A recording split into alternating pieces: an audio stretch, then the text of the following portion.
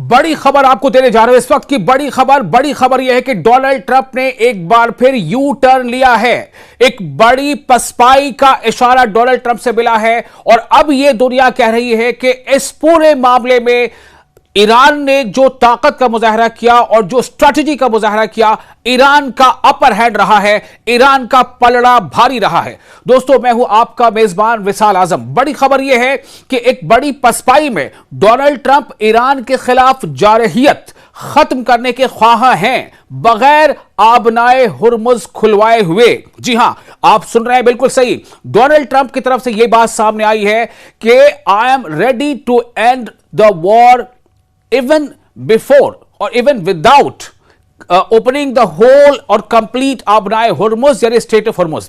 ये एक बड़ी बात है, यानी जो स्ट्रेट ऑफ हुर्मुज है जिस पर ईरान ने कब्जा जमा लिया है, जिस पर ईरान का कहना है कि ये हमारे क्षेत्र का है, इसलिए हमारा इस पर कंट्रोल होगा। और इस आबनाए हुर्मुज यानी स्ट्रेट ऑफ हुर्मुज की वजह कर ही पूरी दुनिया के अलग अलग मुल्कों पर इसका थोड़ा या ज्यादा प्रभाव पड़ा है। और इस हद तक प्रभाव पड़ा है कि जो कच्चे तेल की कीमत है उसमें काफी उछाल आ गया है। इतना उछाल आ गया है कि अमेरिका में भी तेल महंगा हो गया है।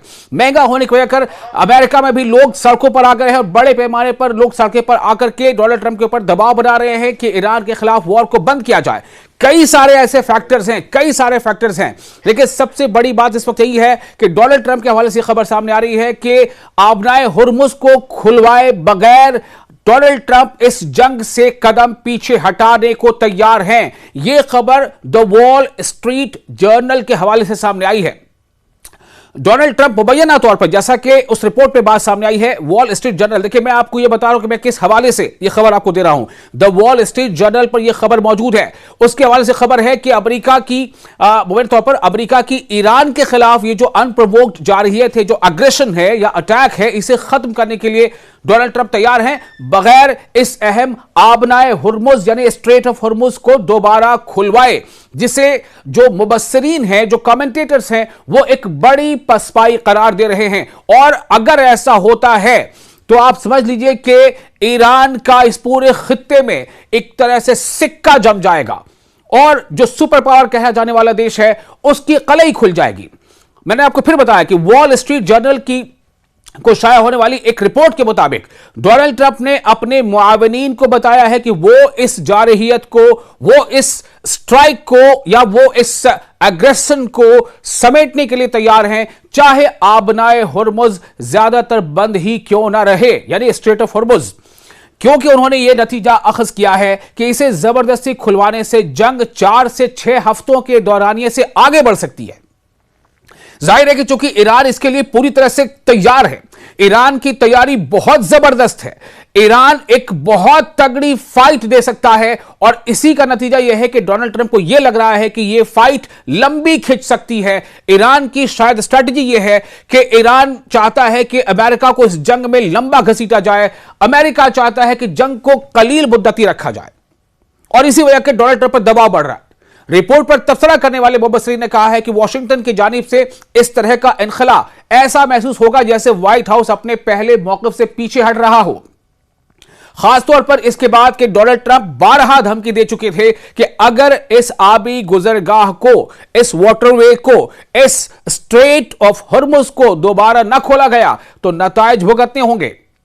उन्होंने मजीद कहा कि चूंकि दुनिया की तकरीबन 20% 20% तेल की सप्लाई इसी स्ट्रेट ऑफ हॉर्मुज से होती है, इसी से होकर गुजरती है, इसलिए इसे दोबारा खुलवाए बगैर जंग खत्म करना फतेह के बजाय कुछ और ही लगता है।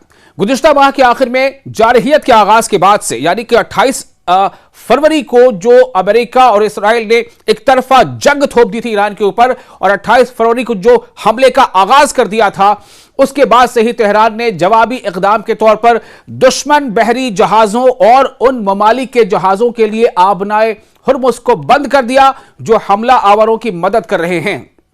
यानी एक तो जो सीधे सीधे दुश्मनी कर रहे हैं ईरान के नजरिए से, यानी अमेरिका और इजराइल, और इसके अलावा वैसे भी मुल्क जो अमेरिका या इजराइल का इस पूरे मामले में साथ दे रहे हैं, उनके जहाजों को भी यहां से गुजरने से ईरान ने रोक रखा है। और कुछ एक जहाज गुजरने की कोशिश जब की गई तो उसे हिट किया गया, तो जिसके बारे में वसी पैमाने पर रिपोर्ट किया गया है कि इसने कई मुखालिफ रियासतों पर शदीद दबाव डाल दिया है।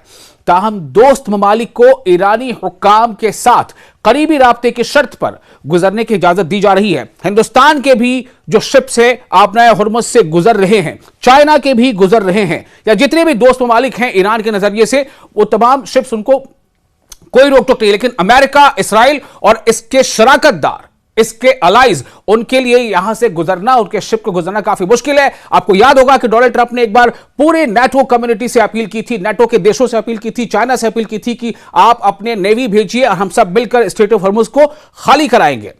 यानी वो ईरान के खिलाफ एक तरह से जंग में कहीं ना कहीं सबको शामिल होने की दावत दी थी, जिस पर तमाम मुल्कों ने टाटा बाय बाय कर दिया था। डोनाल्ड जी, ये आपकी जंग है, आप लड़े, हमारी ये जंग नहीं है। नेटो के तमाम देशों ने कह दिया, चाइना से तो आप ऐसे भी तवक्को नहीं कर सकते थे। एक ताजा जानकारी आपको दे दें, स्पेन ने तो मना कर ही रखा है, स्पेन ने तो किसी भी तरह से वो शामिल नहीं है। स्पेन ने अपना एयर स्पेस भी इस्तेमाल करने से मना किया है अमेरिका को, अपने एयर स्पेस को भी इस्तेमाल नहीं करने दिया स्पेन ने। और उसके बाद इटली ने यह कह दिया है कि वो अपने बेसेस को ईरान पर हमला करने के लिए अमेरिका इस्तेमाल करे, ऐसा नहीं होने देगा। इटली अमेरिका को अपने बेसेस ईरान पर हमले के लिए इस्तेमाल नहीं करने देगा, यह ताजा जानकारी है। तो ऐसी कई वजूहात हैं कि डोनाल्ड ट्रंप ने शायद अपने कदम पीछे हटाने का इशारा दे दिया है। वॉशिंगटन में ब्रुकिंस इंस्टीट्यूशन के नायब सदर सोजीन मलोनी ने कहा, उनके हवाले से खबर आपको दे रहे हैं, उन्होंने भी अपना रिएक्शन दिया। उन्होंने कहा कि अपना ये जो स्ट्रेट है इसे खुले बगैर फौजी हमलों का खात्मा इंतहाई गैर जिम्मेदाराना होगा। उन्होंने कहा कि अमेरिका और इसराइल ने मिलकर जंग शुरू की थी और वो इसके नताइज से पीछे नहीं हट सकते। उन्होंने मजीद कहा कि तवानाई यानी एनर्जी की मंडियां बुनियादी तौर पर आलमी होती हैं और अमेरिका को इस माशी नुकसान से अलग रखने का कोई इम्कान नहीं जो पहले ही हो रहा है। और अगर आबनाए हुर्मुज, अगर स्ट्रेट ऑफ हुर्मुज की बंदिश जारी रही तो कई गुना बढ़ जाएगा। दरअसल एक और अहम बात है, एक तरफ से खबर यह आ रही थी कि अमेरिका जो है ग्राउंड इन्वेजन करना चाहता है, हो सकता है प्लानिंग कर ही रहा हो, प्लानिंग तो हो रही है लेकिन उसका एग्जीक्यूशन होगा कि नहीं, इस पर सवाल है। उसके जवाब में यमन के लोगों ने कहा, और खासतौर से जो यमन के जो फाइटर ग्रुप है उसने साफ तौर से कह दिया कि अगर ग्राउंड इन्वेजन होता है तो हम ईरान के शाना बशाना इसमें शामिल होंगे इस लड़ाई में, और रेड सी पर भी हम पाबंदी आयद कर देंगे।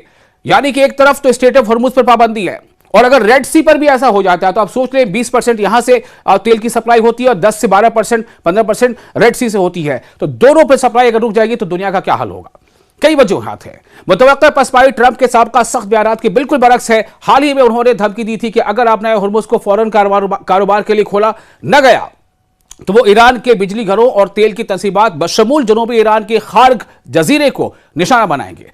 लेकिन जो अब खबर सामने है वो यही बता रही है। इससे पहले भी डोनाल्ड ट्रंप ने कई बार ऐसी बातें कही थी, उनके हवाले से खबर सामने आ रही थी कि डोनाल्ड ट्रंप दरअसल उनके ऊपर इतना दबाव बन गया है ट्रंप के ऊपर।